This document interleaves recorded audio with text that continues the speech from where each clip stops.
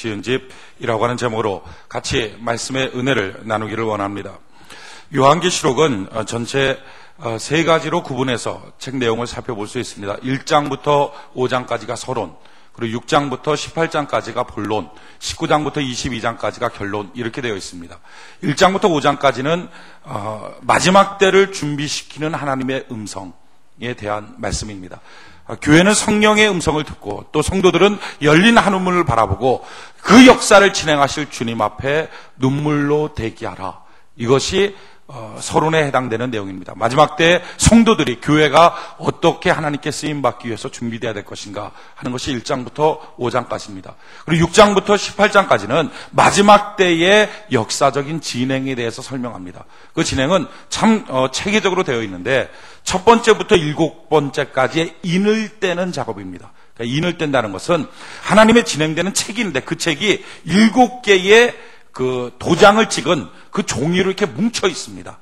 근데 그 도장 찍은 뭉치, 그 종이를 딱 뜯는 겁니다. 뜯으면 그 시대가 진행됩니다. 그리고 그 시대가 맞춰지면 두 번째 종이를 뜯고 세 번째 도장 찍은 종이를 뜯고 해서 마지막 7번째까지 도장 찍은 그 종이를 뜯으면 마지막 시대가 끝나는 것입니다. 첫 번째부터 7번째까지의 도장 찍은 인, 그 인 찍은 그것을 뜯어나가는 과정이 6장부터 18장까지 되어 있습니다. 마지막 7번째 인을 딱 뜯으면 7개의 나팔을 들은 천사들이 등장합니다. 그래서 첫 번째, 두 번째, 세 번째, 네 번째 갖고 7번째까지의 나팔을 봅니다. 그 나팔이 불 때마다 이 땅에 기가 막힌 재앙이 쏟아집니다. 그리고 마지막 7번째 나팔을 든 천사가 나팔을 딱 불면 7개의 진노의 대접을 가진 천사들이 등장합니다. 그 7개의 진노의 대접을 하나씩 쏟아서 마지막 7번째까지 딱 쏟는 날 우주가 멸망하는 것입니다. 이 전체가 이런 구성입니다. 그렇게 하고 난 다음에 19장부터 하나님의 새하늘과 새 땅이 임하여서 천년왕국이 이루어지고 그리고 1000년 동안 왕노릇하다가 영원한 천국, 영원한 지옥으로 갈라지는 사건이 나타나는 것. 이것이 22장까지의 전체 내용입니다. 오늘 그중에서 특별히 6장은 첫 번째부터 6번째까지의 인을 떼는 종이를 떼어서 시대를 열어가는 그런 사건이 나열되어 있습니다. 근데 참 놀라운 사실은요, 칼빈이나 루터 같은 분들이 이 요한계시록 6장 이후로는 강해를 쓰지를 못했습니다. 그러니까 주석을 달지를 못했습니다. 뭐라고 하고서 주석을 달지 못했냐면 내가 도무지 알지 못하겠다 하고 그냥 5장에서 끝냈어요. 칼빈 같은 경우는 3장에서 끝냈습니다. 근데 오늘 이제 우리가 6장을 다루려고 하는 거예요. 그런 것은 제가 뭐 칼빈이나 루터보다 훨씬 더 영역이 뛰어나다 그런 얘기 절대 아닙니다. 무슨 말이냐면은 칼빈이나 루터 시대는 요한계시록의 내용이 이해가 안 가는 것이 정당합니다. 예언이라고 하는 것은 뭐냐면은 하나님이 그때 올 것을 그 사람한테 보여주는 거예요. 그러니까 예를 들어서 요한한테 2006년의 사건을 보여주는 거예요. TV를 통해서 이렇게 화면 같은 걸로 그에게 보여주는 거예요. 그러니까 그 본 것을 그럼 어떻게 합니까? 서기 0년, 서기 1년, 그때 그 언어로 그것을 쓰는 것, 이게 예언입니다.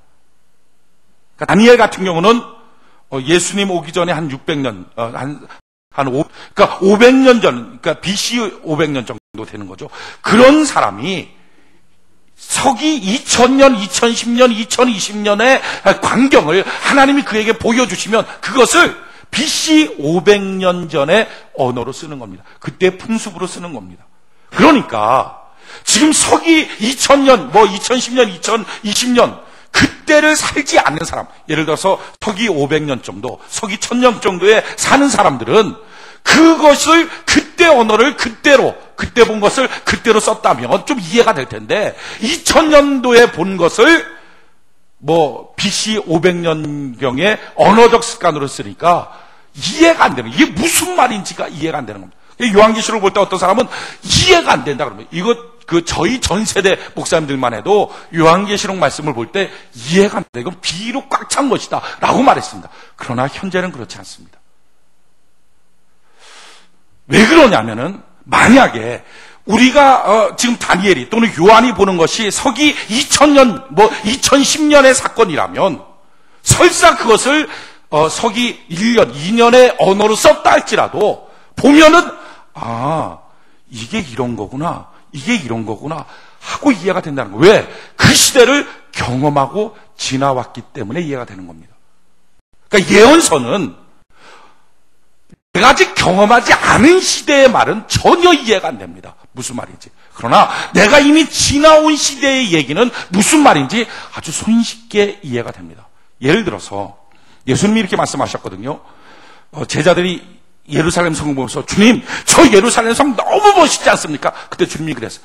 야, 저 성이 아름답게 보이니 벽돌 위에 벽돌 하나도 얹어지지 않을 거다. 저 예루살렘을 위해서 너희가 울라. 그게 무슨 말인지를 모르는 거예요. 도대체 이게 무슨 사건이냐? 제자들도 이게 엄두가 났어. 그게 무슨 사건이냐? 그런데 우리는 지금 다 압니다. 그게 뭐죠? 로마병에 의해서 AD 70년에 예루살렘 성이 다 무너지고 성전이 무너져서 정말 벽돌 위에 벽돌 하나도 남지 않을 만큼 완전 파괴됐습니다.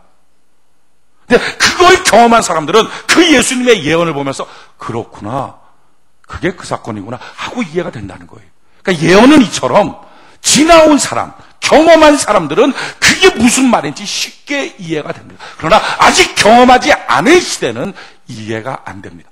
그런 점에서 요한계시록의 말씀이 이해가 된다면, 그러면 이건 무슨 말이죠?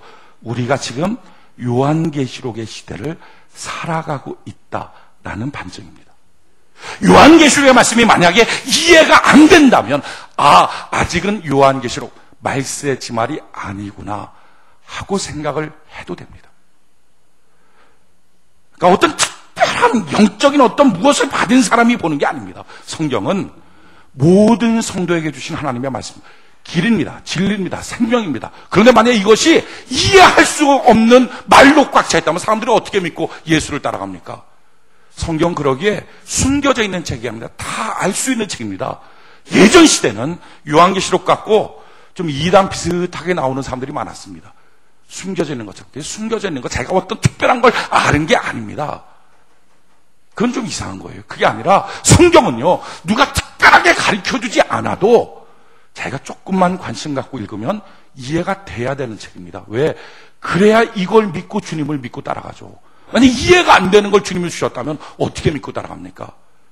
근데 요한계시록은 그동안 이해가 안 되는 책이었습니다. 왜? 예언서는 그 시대를 경험해보지 않은 사람은 모르니까. 그래서 오늘 우리가 이 요한계시록을 볼 텐데, 여러분들이 이걸 보면서 만약에 이해가 된다면, 요한계시록이 쉽네 라고 여긴다면, 그렇다면 지금 우리는 요한계시록의 시대를 살아가는 것입니다. 다른 말로 말하면 예수님의 재림의 때가 얼마 남지 않았다 하는 것을 반증하는 것입니다. 예언은요, 참 재밌어요. 다니엘이 예수님 오기 전 한 500년 전, 600년 전 사람인데 그가 이런 예언을 했거든요. 다니엘 12장 4절에 다니엘아, 마지막 때까지 이 말을 간수하고 이 글을 봉함하라. 마지막 때까지 이 말 하지 마라. 지금 말하면 너 바보 된다. 말하지 마라. 숨겨놔라. 이렇게 봉함하라 하면서 어느 때가 마지막 때인지를 다니엘의 눈을 쫙 열어서 보여줬어요. 본 것을 그대로 다니엘은 썼습니다. 뭐가 마지막 때냐? 많은 사람이 빨리 왕래하며 지식이 더하니라. 이게 마지막 때라는 거예요. 이걸 과거 사람들이 이게 무슨 말인지 몰랐습니다. 많은 사람들이 빨리 왕래하며. 그럼 마지막 때는 막 사람들이 이렇게 빨리빨리 걸어다니는 시대냐? 막 조급한 시대냐? 뭐냐? 조급해지면 말씀입니다. 뭐 별별 설교들이 다 있었어요. 빨리 왔다 갔다. 지식을 더한다. 지식을 어떻게 더하지? 책 들고 다니나? 그게 이해가 안 되는 겁니다. 그런데 지금 우리는요, 이 말을 딱 듣는 순간에 너무 빨리 이해가 돼요. 만세에 빨리 왕래하면. 이게 뭐죠? 교통의 발달. 그죠? 교통의 발달. 서울에서 아침 먹고 비행기 타서 점심 베이징 가서 먹고 저녁 도쿄 가서 먹고 다시 또 돌아오고 KTX 타고 막 몇 시간 만에 그냥 가버리고 막 너무 쉬운 거예요. 너무 쉬운 거. 사람들이 그냥 빨리 왔다 갔다 하고 엘리베이터 1층에서 딱 타고 쭉 가고 60층까지 쭉 올라가고. 그러니까 이걸 지금 다니엘이 본 겁니다. 근데 봤는데 그때 당시 언어로 엘리베이터가 있었으면 이거 쓰겠어요? 말이 안 돼. 이게 쓰지를 못해요. 그러니까 그 다니엘의 시각 속에서 보면 이건 전부 다 사람들이 너무 빨리 다니는 거예요. 공항 같은 데 가면 평지인데도 그냥 이렇게 길이 머니까 딱 올라타면 쭉 가는 거 있잖아요. 빨리 가는 거. 그거 뭐라 그래요, 그거? 그걸 다니엘이 본 거예요. 야, 사람들이 빨리 가네. 빨리 가네. 이름은 뭐라고 할 말이 없고 빨리 간다. 그러니까 그때 언어로 지금 본 거를 쓰는 거죠. 그게 마지막 때라는 거예요. 마지막 때는 사람들이 빨리 왔다 갔다 하고, 두 번째, 지식이 더하느라. 우리 쉽죠? 뭐죠? 컴퓨터와 인터넷. 사람들이 들고 다니잖아요, 인터넷. 그 노트북 같은 거 이제는 선도 없어도 되잖아. 아무 데서나 치면 되잖아. 아무 데서나. 사람들이 원래 지식이 있어요. 근데 그 지식에 어마어마한 지식을 더해 갖고 다니는 시대예요. 그러니까 그걸 탁 열고서 빨리 가는 기차 안에서 떠도덕 치면서 정보, 이게 이거구나 하는 걸 다니엘이 눈을 뜨고 봤다면 BC 500년 사람이 그걸 보고 뭐라고 쓰겠어요? 사람이 빨리 가며 지식을 더하네, 이렇게 썼을 거라는 거예요. 근데 이것이 그런 시대를 보지 않은 사람은 무슨 말인지 모르는 거예요. 예언은 꼭 이런 것입니다. 예언이라는 말이 어려운 말이 아닙니다. 단지 모르는 거죠. 어렵게 쓴 말이 아니에요. 그러니까 골탕 먹이려고 신비한 언어로 쓴 게 아니라 모르는 겁니다. 근데 그 시대를 경험하면 너무 쉬운 겁니다. 따라서 예언서의 특징은 쉽다면 지나간 것이고 힘들다면 아직 오지 않은 것입니다. 여러분들이 요한계시록을 보면서 쉽다면 지나간 세대입니다. 또는 경험하고 있는 세대입니다. 그러나 어렵다면 아직 오지 않았구나. 그러면 지금 현재 시대의 좌표가 어디쯤이겠구나 하는 걸 알 수 있는 것입니다. 과거에는 요한계시록 문 앞에도 서지 못했습니다. 그래서 처음부터 어려웠습니다. 그래서 칼빈 같은 사람이 1장부터 3장까지밖에는 강해를 못했습니다. 그러나 이제는 그렇지 않습니다. 이제 여러분들이 6장을 보면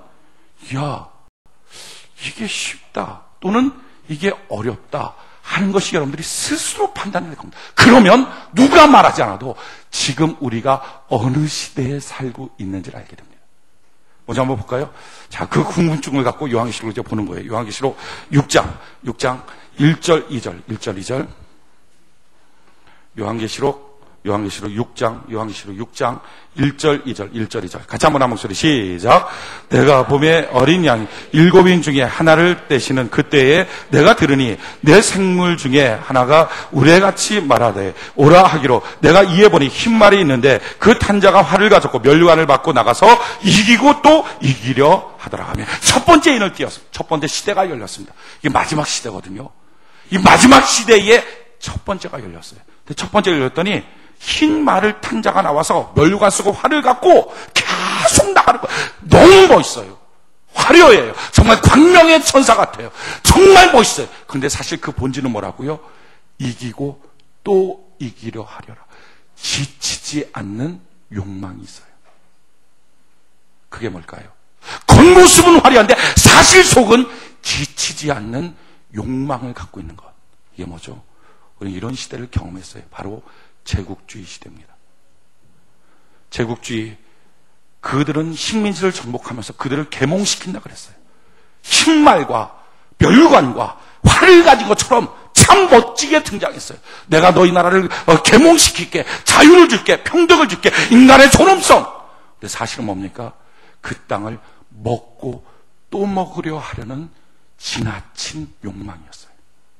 지치지 않는 욕심이었어요. 일본이 우리나라 점령할 때 이유가 뭐였습니까? 우리나라를 개발시킨다는 거였어요. 우리나라를 발전시키겠다는 거예요.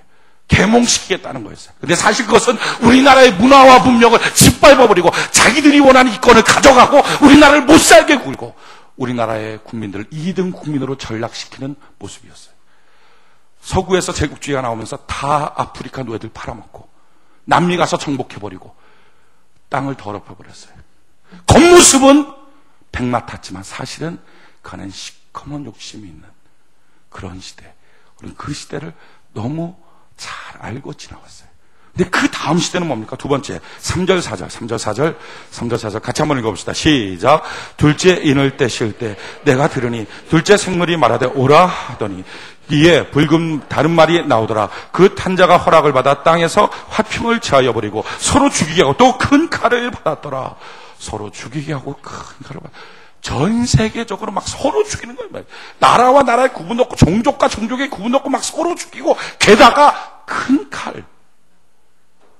그러니까 보통 이렇게 사람들이 쓰는 이 전쟁할 때 쓰는 칼이 아니라 지금 요한이 봤을 때는 그 시대는 뭡니까? 칼이 뭐죠? 사람끼리 싸우는 거예요. 근데 큰 칼은 뭡니까? 사람끼리 싸우는 게 아니라 뭔가 큰 기계끼리 싸워서 죽여버리는 거예요. 이게 뭐죠? 전투기, 탱크, 핵무기, 보통 하나 눌러서 막 기계끼리 큰 칼로 죽이는 거예요. 그러니까 이게 과거에는 이해가 안 되는, 이게 무슨 말이냐? 불구말이 튀어나오고 갑자기 죽이고. 그런데 사실은요, 전 세계적으로 막 전쟁이 일어났고 서로 죽이고, 나라와 나라끼리 전쟁에 참여하지 않는 나라가 없고 서로 죽이고, 그냥 전쟁을 하는데 사람끼리 가서 그냥 칼로 착착착착 싸우고 큰 하는 것 같은 그런 시대. 뭐죠? 1차, 2차 세계대전. 전쟁의 시대가 휘몰아쳤죠. 전쟁에 참여하지 않는 나라가 없었어요. 그 피해를 보지 않은 나라들이 없었어요. 다 싸웠어요. 그 다음 시대가 뭡니까? 5절, 6절. 세 번째 시대가 하나님의 손에 처해집니다. 5절, 6절. 같이 한번 읽어봅시다. 시작. 셋째 인을 떼실 때 내가 들으니 셋째 생물이 말하되 오라 하기로 내가 보니 검은 말이 나오는데 그 탄자가 손에 저울을 가졌더라. 내가 내 생물 사이로서 나는 듯한 음성을 들으니 가로되 한 데나리온의 밀 한 대요 한 데나리온의 보리 석대로다. 또 감람류와 포도주는 해치 말라 하더라. 아멘. 세 번째 시대가 마지막 시대가 열려지는데 그 세 번째가 뭐냐면은 저울 들은 사람, 다른 말로 경제겠죠. 돈이겠죠.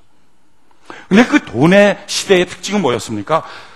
사람이 일을 하는데 한 데나리온의 밀 한 대고 보리 석대다. 이 말은 이것입니다. 한 데나리온은 장정한 사람이 하루 동안 열심히 일해서 받는 노동 임금입니다. 근데 그걸 갖고 살 수 있는 게 뭐냐면은 밀 한 대 또는 보리 석대. 이건 뭐냐면은 하루 먹는 양이에요. 그러니까 하루 열심히 일해서 그날 먹는 겁니다.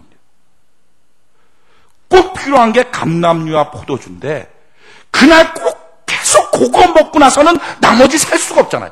꼭 필요한 생필품임에도 불구하고 제대로 사질 못합니다. 이건 뭐죠? 부의 독점. 소수에 의한 부의 독점, 나머지 다수의 가난함. 여러분, 하나님께서 이 지구를 만드실 때 부족하게 만들지 않았습니다. 풍성하게 만들었습니다. 이 지구는요, 식량 부족하지 않아요. 자원 부족하지 않아요. 부요, 옷 부족하지 않고 인력 부족하지 않습니다. 하나님은 이 땅을 풍성하게 만들었어요. 모든 식량을 다 공유하면 이 땅에 굶어 죽을 사람 한 명도 없습니다. 미국은 해마다 몇 천석, 몇십만 석의 쌀을 하와이 바다에 지금도 던져버립니다. 쌀값 조정을 위해서. 그걸 갖다가 아프리카에 던져주면 그 사람들 다 먹고 삽니다. 근데 안 줍니다. 주면 미국의 경제적 패권이 위협받기 때문에 안 줍니다. 석유든지 뭐든지 모자르지 않습니다. 그런데 그걸 독점하는 겁니다. 지금 뭐죠? 그런 시대가 열려진다. 어떤 나라에서는 뼈빠지가 일해도 간신히 먹고 어느 사람들은 배 터지게 먹으면서도 충분히 갖는 시대. 뭐죠? 1, 2차 세계대전 이후에 미국에 의한 경제적 독점의 시대. 그 시대가 열린 거예요. 지금 우루과이 라운드 생필품인데도 불구하고 이게 옛날 사람들이 이해가 안 됐습니다. 왜 그러죠? 생필품들 다 자기들이 자급자족했어요. 마을 자기 집 앞에 있는 텃밭에다가 심어놓고 그냥 먹고 살고 그런 사람들끼리는 저울 이해가 안 되는. 그런데 지금 우리는요 이게 이해가 돼요. 우루과이 라운드 에프타 이런 모든 것들을 통해서 그렇구나. 결국 돈 있는 사람, 자원 있는 사람이 더 가져가는구나. 점점 가난해지고 점점 부역해져. 지금 우리나라도 점점 부익부 빈익빈의 시대. 이게 경제적인 시대예요. 사실 이게 그냥 우연히 온 게 아니라 하나님이 인을 떼시고 그런 시대가 지금 진행되고 있다 하는 거예요. 네 번째 시대는 무엇입니까? 7절, 8절. 7절, 8절. 7절, 8절. 같이 한 목소리 한번 읽읍시다. 7절, 8절 한 목소리 시작. 넷째 인을 떼실 때 내가 넷째 생물의 음성을 들으니 가로되 오라 하기로 내가 보매 청황색 말이 나오는데 그 탄자의 이름은 사망이니 음부가 그 뒤를 따르더라. 저희가 땅 4분의 1의 권세를 얻어 검과 흉년과 사망과 땅의 짐승으로서 죽이더라. 아멘. 네 번째 인을 떼십니다. 네 번째 시대가 열렸어요. 근데 그 네 번째 시대의 특징을 보니까 청황색 말이 나왔어요. 청황색이 뭔지 아시죠? 푸르둥둥한 색. 시체색이에요, 시체색. 근데 그 탄자의 이름 뭐라고요? 말 그대로 정말 사망이에요. 죽음. 사망의 시대, 죽음의 시대. 예전에는 사람 하나 죽는 게 큰 사건이었습니다. 발칵 뒤집힐 사건이에요. 근데 이제는 사람 죽는 거 아무 사건도 아니에요. 하루에 교통사고로 100명씩 죽으니까 뭐 아무 사건, 그러냐, 그냥 누구 죽었대, 그런가 보다 하는 사건이에요. 근데 그런 시대가 열려진 거라는 거예요. 그러니까 저절로 우연히 지금 우리가 생각할 때는 경제적인 거, 전쟁, 제국주의, 이런 사망의 시대가 그냥 우연히 시대가 이렇게 돌아오는 게 아니라 지금 성경은 뭐라고? 하나님께서 인을 떼시면서 그런 새로운 시대가 열려진다. 이게 뭐죠? 지금 하나님의 마지막 심판의 시기가 오고 있는 것이다 하는 거예요. 그러면서 사망의 시대는 어떻게 이어집니까? 보니까 땅의 4분의 1의 권세를 받아 땅 전체를 망하게 하는 게 아니라 땅의 4분의 1. 거기서 뭐가 있다고요? 검이 있다. 첫 번째 검은 뭐죠? 전쟁, 국지적인 전쟁, 레바논 전쟁, 이라크 전쟁, 이란 전쟁, 아프가니스탄 전쟁, 이런 전쟁들이 있고 또 테러가 있다. 국지적인 테러의 사건들, 검을 갖고 사람들을 죽이는 수십 명, 수백 명들이 죽어나가는 사건들이 나타난다. 두 번째 뭡니까? 흉년, 기근, 못 먹어서 죽는 것. 지금도 기근의 소식은 계속 들립니다. 세 번째 뭐죠? 사망. 이건 뭡니까? 자살. 예전에는요, 자살을 거의 없었어요. 6.25 동란 때 그 어려운 시절에 자살했던 사람이 있습니까? 누가 자살했대? 자살은 없고 차라리 굶어 죽는 게 있었죠. 근데 굶어 죽지도 않았어요. 그때 꿀꿀이 죽 먹으면서 다 먹고 살았다고요. 근데 지금 시대는요, 자살 사이트가 있습니다. 자살을 도와주는 사람들이 생겼어요. 이젠 청소년들이 자살이 그들의 문화가 됐어요. 자살을 기리기 시작합니다. 그 시대가 지금 열렸다는 거예요. 그럼 마지막 뭐죠? 땅의 짐승. 땅에 있는 알지 못하는 짐승들, 바이러스에 의한 죽음. 대표적인 게 뭐가 있을까요? 조류독감, 에이즈, 여러 가지 바이러스들. 사람들이 알지 못하는, 어디서부터 온 건지 알지 못하는 죽음의 시대, 사망의 시대가 열렸다. 그리고 나서 그 사망의 시대, 그 다음에 어떤 시대가 있습니까? 지금 여러분들 이 책자가 열리면서 그런 이 시대는 지나가고가 아니라 사실은 열려진 책자니까 그게 우리 시대에 반복적으로 일어날 수 있습니다. 아직 열려지지 않은 시대는 없습니다. 아직 열려지지 않은 시대는 우리에게 오지 않습니다. 그러나 이미 열려진 시대는 우리 시대에 충분히 반복하는 사건이 될 수 있습니다. 다섯 번째 인이 뜰 때 어떤 일이 있습니까? 9절부터 11절. 같이 한번 읽어봅시다. 시작.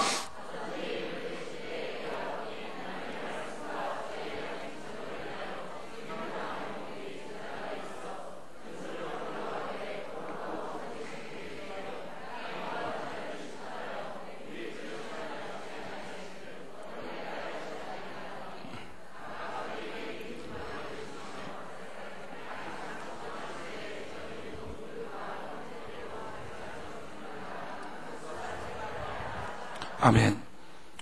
다섯 번째 인을 떼실 때 제단 밑에 있던 순교했던 영혼들이 하나님께 탄원하며 기도합니다. 하나님, 어느 때까지 될지 이 시대를 보겠습니다.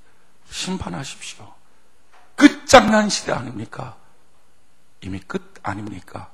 하면서 기도하는 그 음성이 하나님께 올라가는 거예요. 실질적으로 그 음성을 듣고 사람들도 이제 깨닫기 시작합니다. 이제는 끝이다 하는 걸 깨달아요. 대한민국을 우리가 예를 들어 봅시다. 제가 봤을 때 끝입니다. 끝. 정치인을 신뢰하는 사람이 누가 있습니까? 대통령 신뢰도가 16%가 안 됩니다. 10명 중에 1명 정도가 그래도 우리나라 대통령이잖아 이렇게 말하고요. 10명 중에 9명은 언제 바뀌는 거야? 왜 이렇게 안 바뀌어? 그렇게 하고 있다고요. 국회의원들 신뢰하는 사람이 누가 있습니까? 교사를 신뢰하는 학생이 누가 있습니까? 이제는 교권이라는 말 자체가 없어요. 단적인 예로 우리나라의 중고등학교 학생들이 180만 명입니다. 여학생들만. 중고등학교 여학생들만 180만 명인데 그 중에 원조 교재를 했거나 해서라도 나는 돈을 버는 걸 이상하게 여기지 않는다라고 여기는 숫자가 50만 명입니다. 여학생 4명 중에 1명이 그런 생각 갖고 삽니다. 우리나라 여대생들의 16%가 임신 중절을 한 경험이 있습니다. 우리나라 4,300만 명이죠. 그 중에서 알코올 중독, 마약 중독 또는 심각한 정신병으로 말미암아 약을 먹거나 병원 신세를 지고 있는 사람이 500만 명입니다. 이미 망한 나라입니다. 이게 무슨 나라입니까? 군대가 명령권이 있습니까? 힘이 있습니까? 청소년들 전쟁이 일어나면 출전하겠느냐? 7%가 안 됩니다. 7%가. 일본은 40%가 넘습니다. 이게 망한 나라입니다. 망한 나라. 정치도 경제도 사회도 문화도 정신도 육체도 망한 것. 근데 이게 몇몇의 성각자들에 의해서 나오는 말이 아니라 누구나 하는 말입니다. 망했다. 끝장났다. 그게 뭐라고요? 하나님이 5번째 인을 열 때 나타나는 징조들입니다.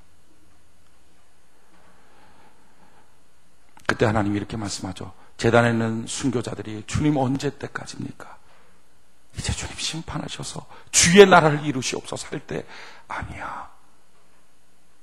아직도 이 시대에 주의 명령 갖고 주의 빛을 갖고 마지막 이 시대에 순교할 각오 갖고 정신 살아서 제대로 된 것을 하고 제대로 된 삶을 살고 제대로 된 복음대로 살려고 하는 그 사람의 숫자가 채워지기를 내가 좀 더 기다리고 있다. 주님이 지금 무엇을 원합니까? 성도다운 성도. 지금 그들을 원하고 있는 거예요. 그리고 6번째 인이 되시면 어떤 역사가 있습니까? 12절부터 14절까지 요한계시록 6장 12절부터 14절까지 같이 한 목소리 시작. 내가 보니 6째 인을 떼실 때에 큰 지진이 나며 해가 충담같이 검어지고 온 달이 피같이 되며 하늘의 별들이 무화과 나무가 대풍에 흔들려 선 과실이 떨어진 것 같이 땅에 떨어지며 하늘은 종이축이 말리는 것 같이 떠나가고 각 산과 섬이 제자리에서 옮기우매. 아멘. 마지막 6번째 인을 떼실 때에 저주받은 천체들의 모습이 나타납니다. 그러니까 천체가 온전하지가 않은 거예요. 지구온난화, 공해. 이제는 그 기후나 계절이나 이런 것들이 정상적이지가 않아요. 올해 들어서 최고로 많이 들었던 기상예보 가운데 최고로 많이 들었던 소리가 이런 거죠. 기상예보 사상 처음으로 뭐 이런 거. 처음으로 덥습니다. 뭐 처음으로 70년 만에 더위, 80년 만에 더위. 80년 전에 그 사람이 살았는지 모르겠는데 아무튼 이런 거예요. 그러니까 특이한 현상이죠. 특이한 현상. 그게 계속 나타나고 있다는, 계속 나타나고. 큰 지진이 나타나고 지금 일본 침몰이라고 하는 영화가 최고로 일본에서는 인기였다 그러죠. 과거에는 그런 영화 만들면 테러 당할 거였죠. 일본 같은 나라에서는 우익파들이 테러시키죠. 그런데 지금 그게 최고 인기가 된 이유가 뭡니까? 그걸 절박하게 지금 느끼고 있다는 거예요. 큰 지진, 큰 해일로 일본 섬이 무너지겠구나 하는 걸 느끼고 있다는 거예요. 또 뭐죠? 해가 총당같이 검어지며. 우리나라에서는 이런 사건 아직 없었던 것 같아요. 해가 까맣게 된 거. 그런데 외국엔 있어요. 공해 때문에 해가 까매지는 거예요. 우리나라에 있었던 사건은요, 온 달이 피같이 됩니다. 이 사건이 있었어요. 전 직접 이걸 봤어요. 여러분들이 아마 봤을 겁니다. 늦가을철쯤 되면 공해가 많은 지역에, 깨끗한 지역은 아니고 공해가 많은 지역에 보면 하늘에 달이 뜨는데 달이 노래야 되잖아요. 근데 달이 빨개요. 그런 거 아마 봤을 거예요. 달이 핏빛으로 바뀌며. 제일 깜짝 놀랄 사건이 14절이에요. 하늘은 종이축이 말리는 것 같이 떠나가고 각 산과 섬이 제자리에서 옮깁니다. 어떻게 산과 섬이 옮깁니까? 이거 옛날 같으면 상상도 못하는. 그런데 우리는 알아요. 지난번 동남아시아에서 해일이 일어나서 어떻게 됐죠? 섬이 25m 옮겨갔어요. 한 번도 이 세상의 역사 속에 없었던 일입니다. 왜 생긴 거죠? 우연히 자연재해가 아니라 하나님이 6번째 인을 떼셨더니 생긴 사건이에요. 지금 이와 같은 일들이 우리 가운데 반복되어 나타나게 될 것입니다. 자, 보십시오. 지금 6번째 인을 떼실 때까지 여러분들이 성경을 보면서 요한계시록이에요. 지금 이게 다른 성경이 아니라 요한계시록을 보면서 이해가 좀 너무 쉽게 되지 않습니까? 시대가 너무 이게 딱딱딱 맞아 떨어지지 않습니까? 이게 뭐죠? 이 예언이 성취되었구나. 지나갔구나. 그렇다면 지금 내가 앞을 바라보는 시대는 마지막 7번째 이미 띄어지는 시대겠구나 하는 거예요. 그래서 성경학자들은 다 공통되게 말하는 것이 마지막 주님 오시는 것이 얼마 남지 않았습니다 라고 말합니다. 여러분, 마지막 시대 주님의 심판과 주님이 오시는 것은요, 사실은 우리가 처음 경험하는 게 아니라 두 번째예요. 우리 첫 번째 있어요. 그게 언제입니까? 노아의 홍수가 있었어요. 근데 예수님이 이렇게 말씀하죠. 노아의 홍수의 사건을 너희가 잘 보고 그런 마지막 때도 그처럼 올 것이니까 너가 그걸 잘 알라 라고 주님 말씀하셨어요. 노아의 홍수 사건이 어떻게 왔습니까? 창세기 한번 봅시다. 창세기 5장.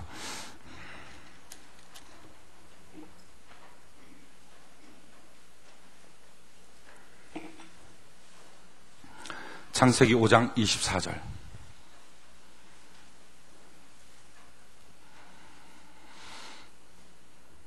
창세기 5장 24절.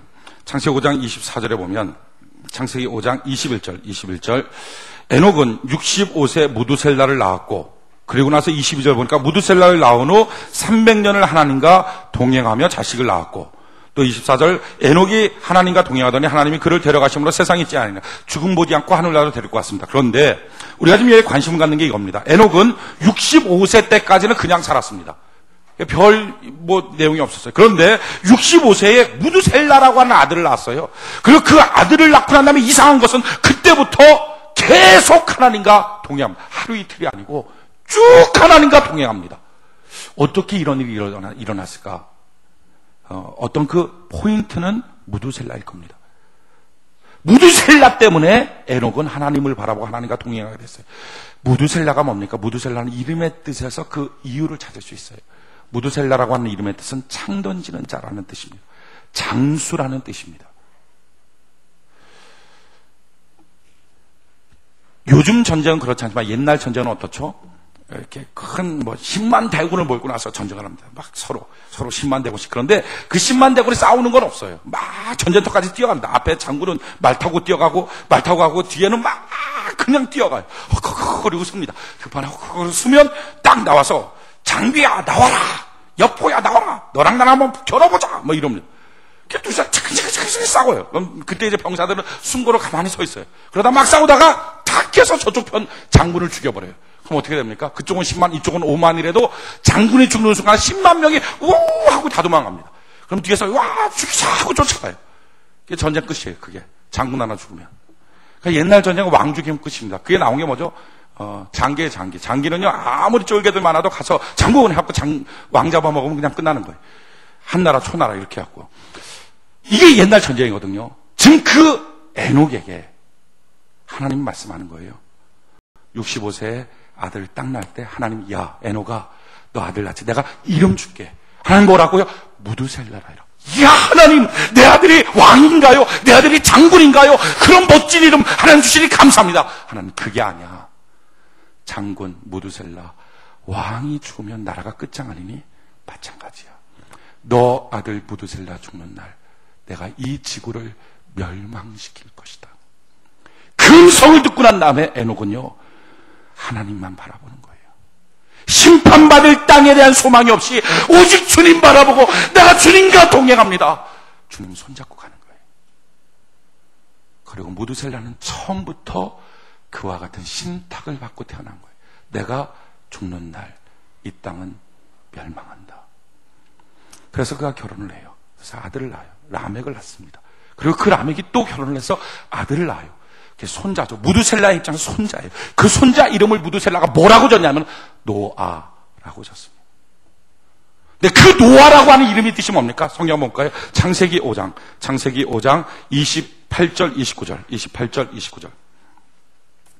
창세기 5장 25절 먼저 볼까요? 25절. 창세기 5장 25절. 무두셀라는 187세에 라멕을 낳았고, 그리고 28절 라멕은 182세에 아들 낳고, 29절 같이 한번 읽어봅시다. 시작. 이름을 노아라 하여 가로되 여호와께서 땅을 저주하심으로 수고로 일하는 우리를 이 아들이 아니하리라 하였더라. 아멘. 이게 무슨 말입니까? 여호와께서 땅을 저주하시고, 다른 말로 여호와께서 이 땅을 심판하실 때에 이 손자 노아 때문에 구원 얻는 안위함을 받는 백성이 있었으면 좋겠습니다. 그래서 이름을 노아라 짓는 거예요. 그래서 어떤 사건이 일어납니까? 6장, 창세기 6장 5절로 8절, 6장 5절로 8절, 창세기 6장 5절로 8절 같이 한 목소리 시작.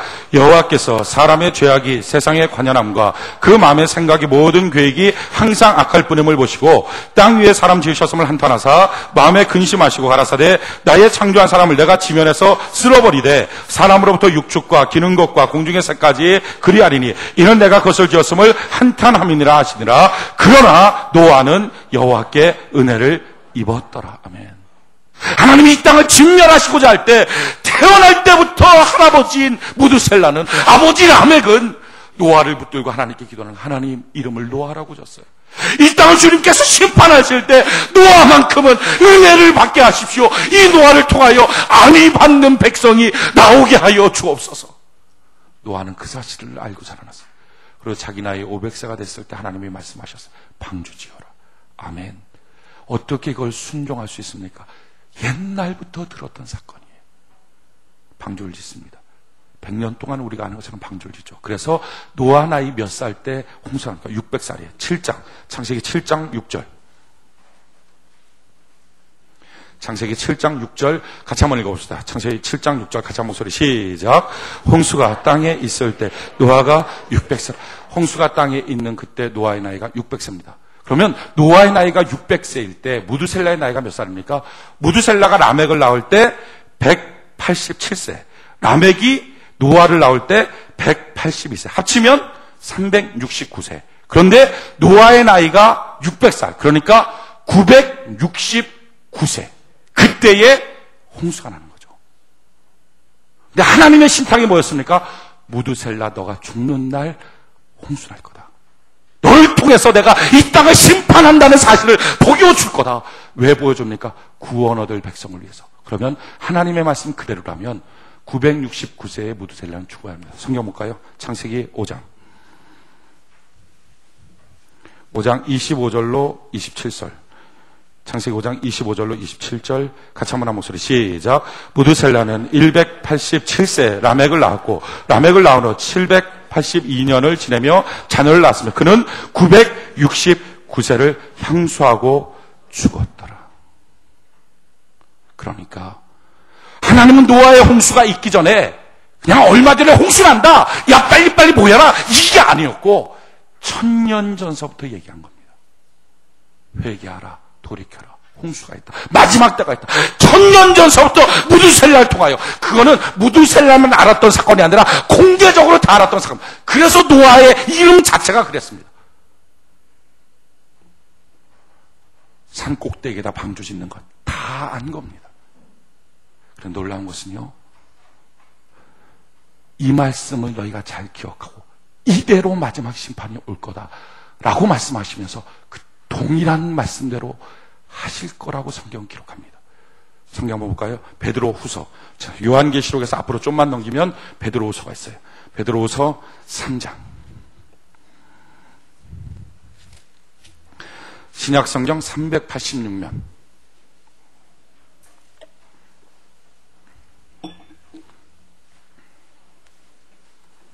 베드로서 3장.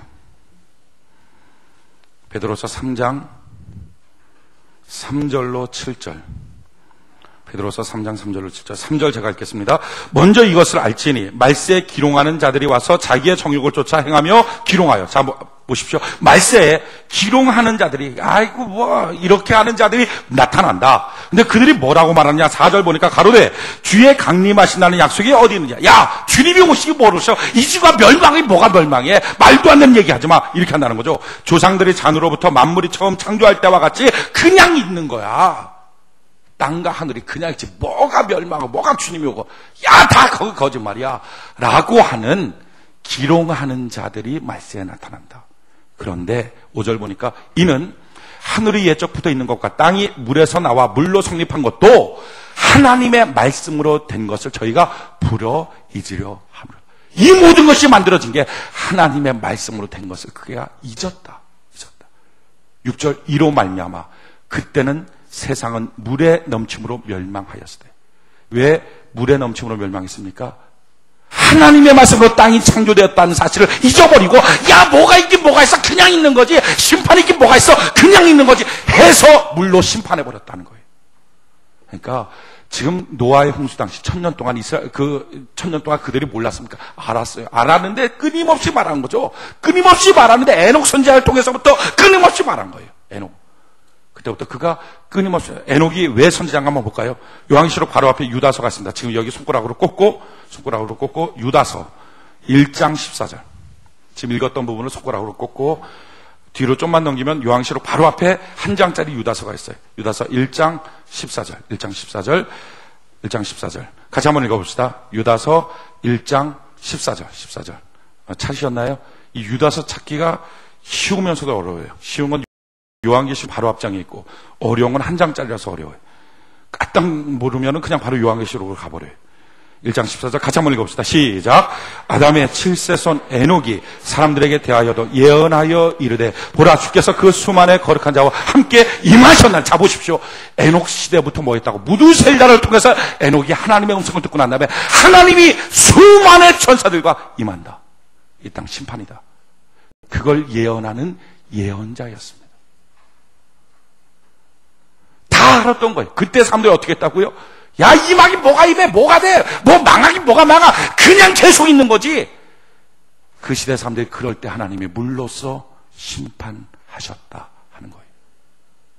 그리고 나서 그 다음에 뭐라고 말하죠? 베드로서로, 아까 읽었던 베드로서로 돌아갑시다. 베드로서 3장 7절. 베드로서 3장 7절 같이 한번 읽어봅시다. 베드로서 3장 7절 같이 한 목소리 시작. 이제 그 동일한 말씀으로 불사르기 위하여 간수하신 바 되어 경건치 아니한 사람들의 심판과 멸망의 날까지 보존하여 두신 것이니라. 그 동일한 말씀으로 하나님이 이 땅을 불로써 심판하신다 하는 거예요. 그리고 지금 이 땅은 그 심판받기 위하여 그냥 간수하고 있는 채로 있다 하는 거예요. 불로써 이 땅이 심판한다는 말을 때 여러분들이, 야, 무슨 불로써, 근데 사실은요, 이 땅을 물로써, 홍수로서 심판한다고 할 때 사람들이 똑같이 반응했습니다. 왜냐하면 홍수로 심판한다 할 때까지 한 번도 이 땅엔 비가 안 왔었습니다. 창세기 2장 5절에 보면 여호와 하나님이 땅에 비를 내리지 아니하셨고 경작할 사람도 없었으므로 들에는 초목이 아직 없었고 밭에는 채소가 나지 아니하였으며 비가 없었어요. 그러니까 하늘에서 한 번도 물이 떨어진 걸 경험해 보지 못했습니다. 안개로만 되어서 채소를 지었죠. 한 번도 물이 떨어진 걸 보지 못했는데 하늘에서 비 와서 망한다는, 물이 떨어져서 망한다는, 이게 어떻게 믿어집니까? 이해가 안 됐어요. 그런데 그대로 됐어요. 지금 사람들은 말하죠. 야, 하늘에서 불 떨어지는 걸 한 번도 본 적이 없는데 어떻게 불이 떨어져서 망해? 성경은 말합니다. 그 동일한 말씀으로. 사실 하나님은요, 비가 내려서 이 땅을 멸망시킨다고 할 때 이미 하늘의 물들을 다 준비해 놨었습니다. 성경 창세기 1장에 보면 너희가 궁창 아래의 물과 궁창 위의 물로 나뉘어져서, 그래서 물이 궁창 위에 있어서, 그러니까 지구 전체를 물띠로 둘렀습니다. 그리고 노아의 홍수 때 보니까 그 하늘의 궁창에 창을 내셔서 물이 쏟아지게 했습니다. 그 물로 다 멸망시켰습니다. 물을 준비해 놓으신 거예요. 심판의 물을. 지금 사람들이, 야, 불이 어디 있어? 여러분, 지구 속에는 어마어마한 마그마가 있습니다. 노아 시대 때는 어마어마한 지하수가 있었습니다. 하늘에 무슨 불이 있어? 하늘의 별들이 별입니까? 불덩어리죠. 사람들이 갖고 있는 핵무기만 터뜨려도 지구는 50번 이상 터집니다. 불이 없다고요? 불은 준비되어 있습니다. 그러면서 주님 뭐라고 말씀합니까? 8절. 베드로서 3장 8절. 같이 한번 읽어봅시다. 베드로서 3장 8절 같이 한 목소리 시작. 사랑하는 자들아 주께는 하루가 1000년 같고 1000년이 하루 같은 이 한 가지를 잊지 말라. 아멘. 야, 주님 말씀하시고 뭐 이렇게 마지막 때가 온다. 이거 지금 2000년 전 일 아닙니까? 2000년 전에 얘기했는데 지금 아직까지 이루어지지 않는데 뭐가 이루어진다고요? 성경 뭐라고요? 사람에게는 그게 2000년인데 주님한테는 하루가 1000년. 그러니까 주님의 기억 속에는 이틀 흘러가. 이틀. 사람이 약속하고 이틀 안 지킵니까? 심판하겠다고 말하고 이틀 안 지키냐고요. 주님의 계산법에는 이틀 흘러갔다. 그런데 뭐라고 말하죠? 9절. 주의 약속은 어떤 이에 더디다고 생각하는 것 같이 더딘 것이 아니라 오직 너희를 대하여 오래 참으사 아무도 멸망치 않고 다 회개하기에 이르기를 원하는다. 왜 주님께서 자꾸 미루시는가? 아무도 멸망치 않고 좀 회개하고 돌이켜라. 예수 믿고 구원받아라. 교회 안에서 바른 신앙생활을 해라.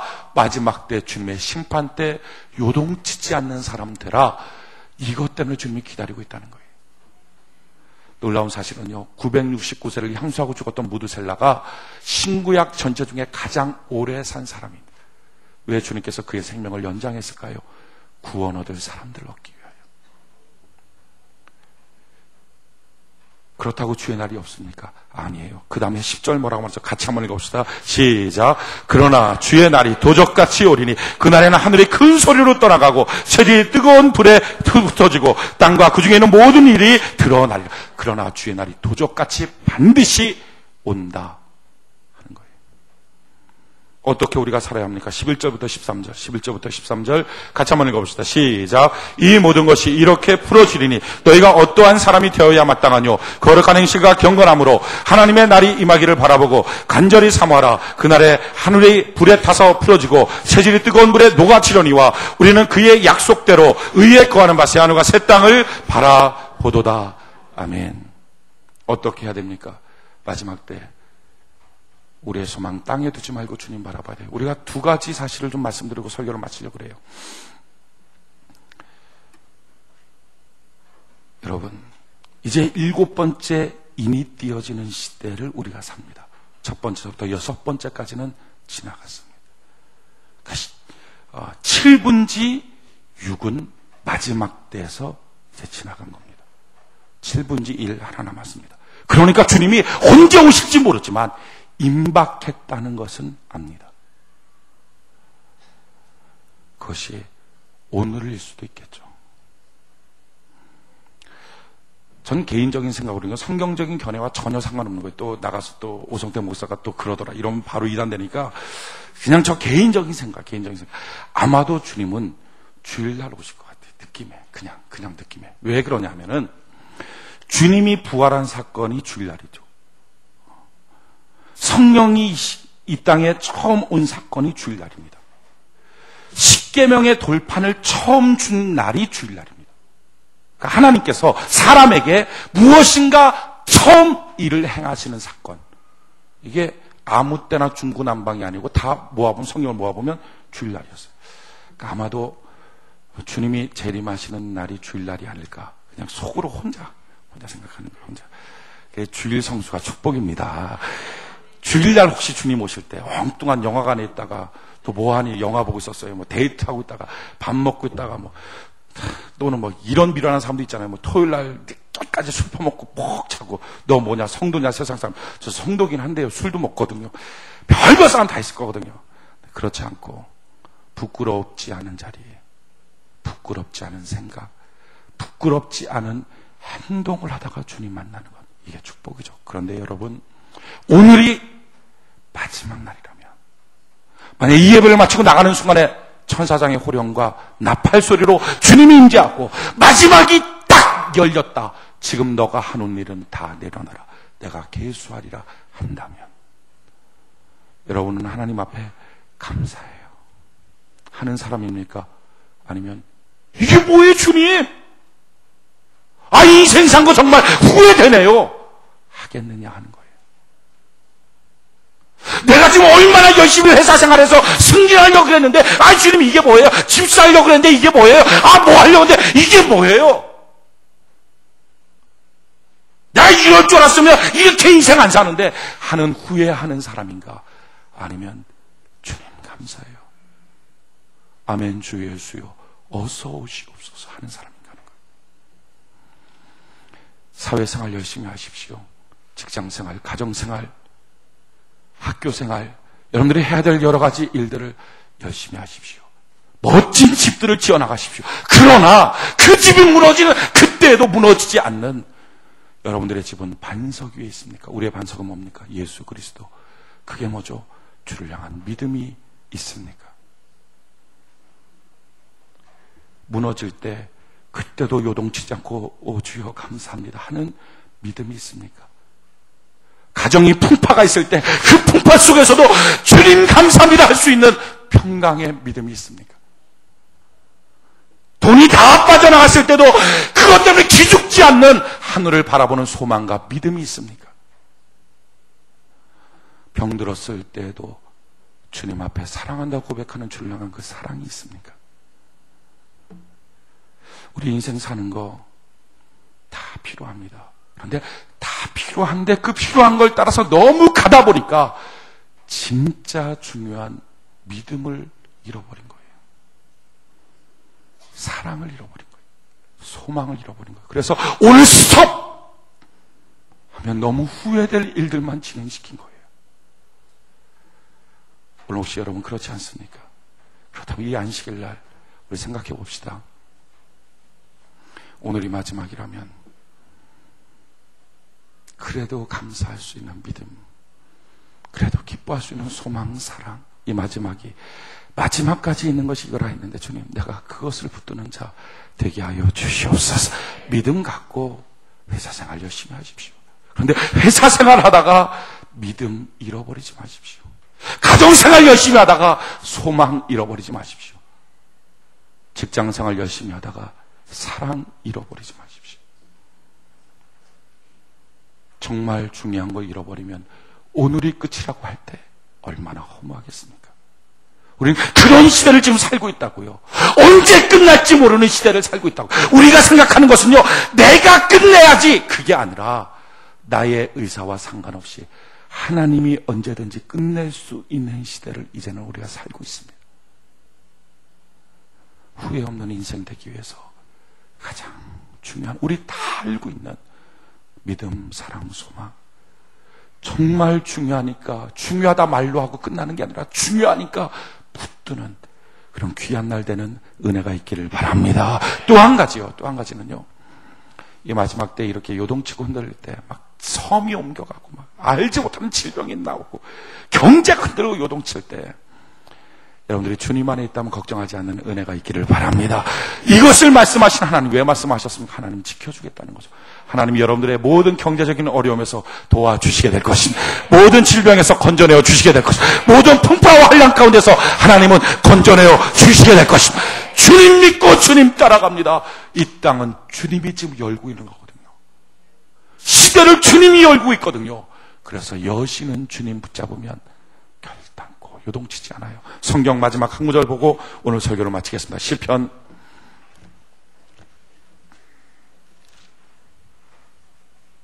91편.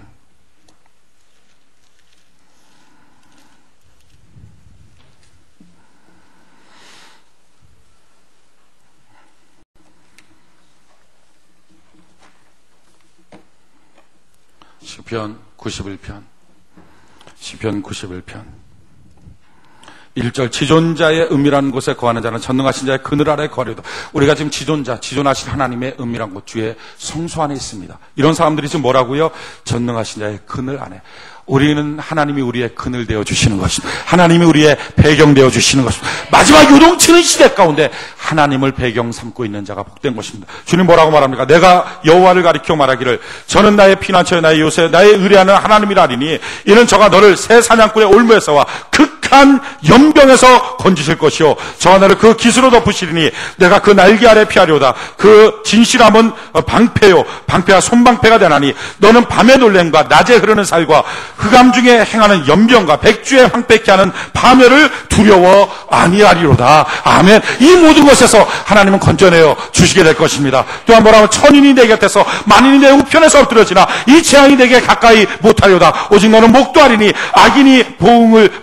악인의 봉의 내게 보이려다. 내게 말하기를 여호와는 나의 피난처라 하고 지존자를 거처로 삼았으므로 화가 내게 미치지 못하며 재앙이 내 장막에 가까이 오지 못하리니 저가 너를 위하여 그 사자들을 명하사 내 모든 길에 너를 지키게 하심이로다. 저희가 그 손으로 너를 붙들고 발이 돌에 부딪히지 않게 하리로다. 내가 사자와 독사를 밟으며 젊은 사자 뱀을 발로 누리로다. 하나님이 가라사대 저가 나를 사랑한즉 내가 저를 건지리라. 저가 내 이름을 안즉 내가 저를 높이리라. 저가 내게 간구하리니 내가 응답하리라. 아멘. 저가 나를 사랑한즉 내가 저를 건지리라. 믿습니까? 성전에 나와서 주님 사랑하고 기도하며 주님 사랑하고 신앙생활하며 주님 사랑하고 봉사하며 주님 사랑하고 예물 드리며 주님 사랑하는 그들을 마지막 때 하나님은 지켜주시겠다는 것입니다. 그러기에 성전으로 가는 길은 올라가는 길이에요.